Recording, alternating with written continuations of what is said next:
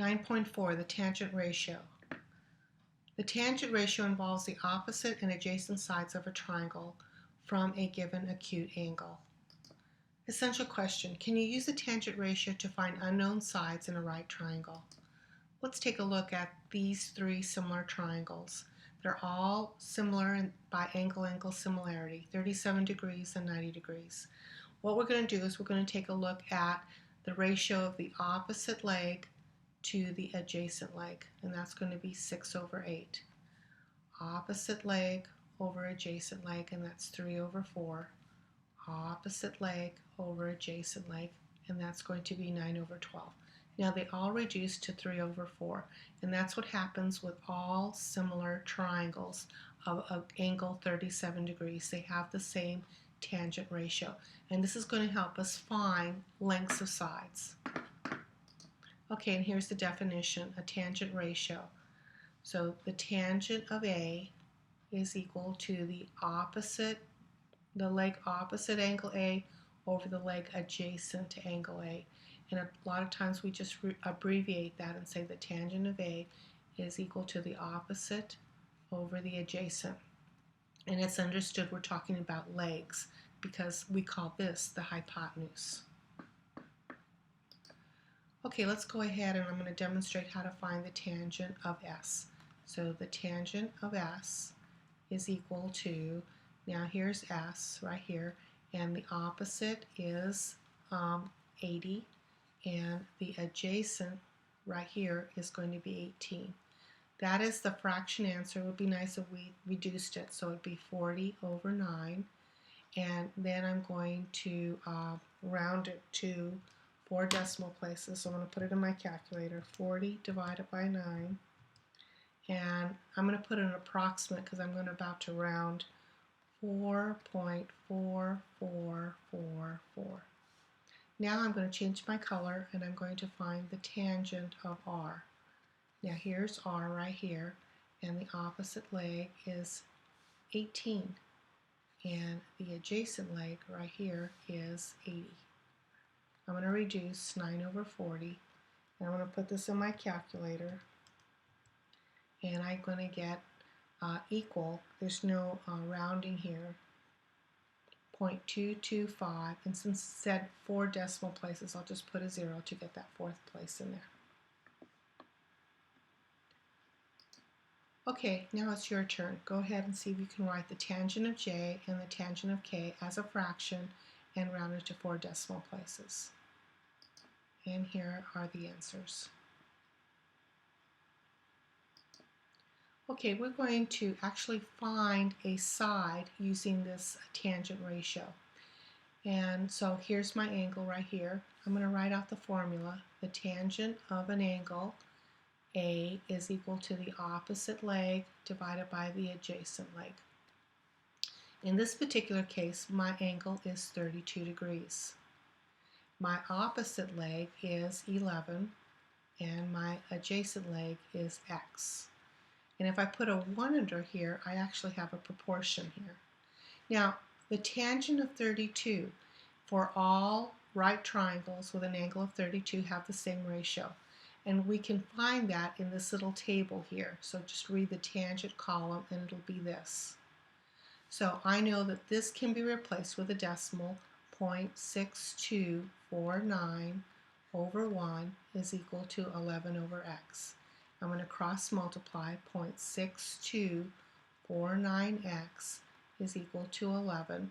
I'm going to divide both sides by that decimal, and then I'm going to use my calculator and round to the 10th place. So I'm going to put approximate because I'm about to round.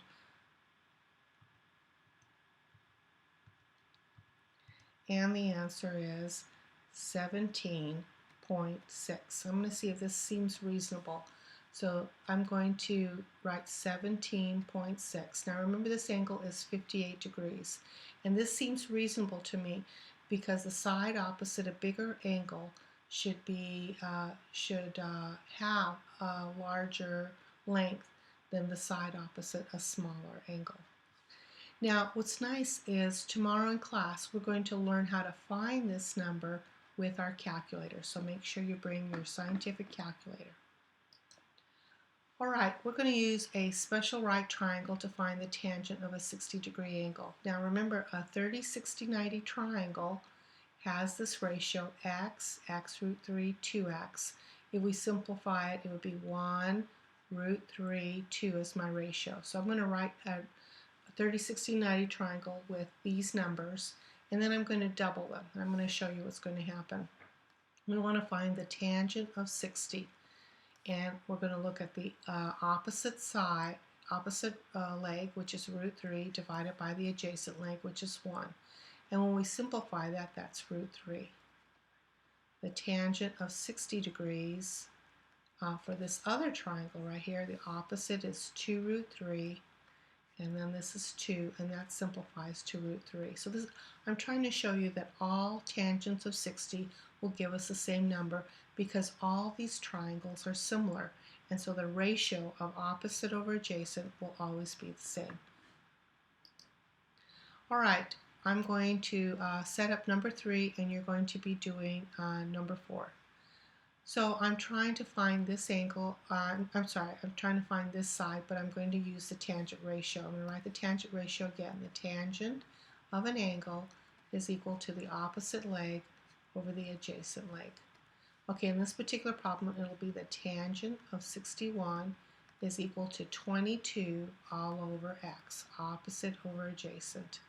I am going to use the table to look up what that ratio is, and this is going to be 1.8040 is equal to 22 over x.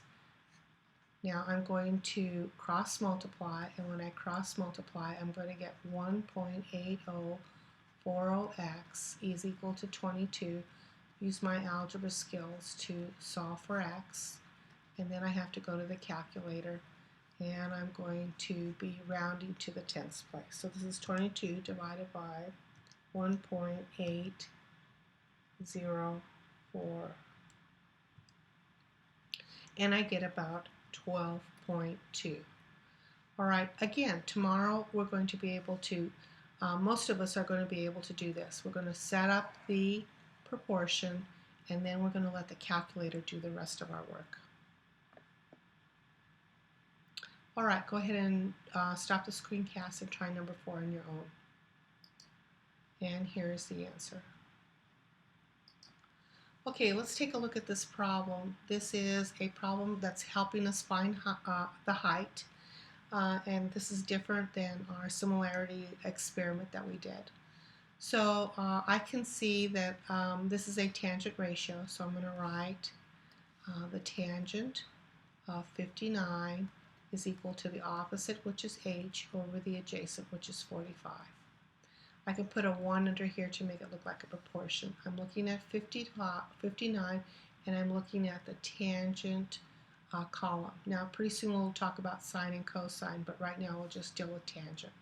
So the decimal is 1.6643 all over 1 is equal to h over 45. So you can see we're going to cross multiply to get our h. 45 times,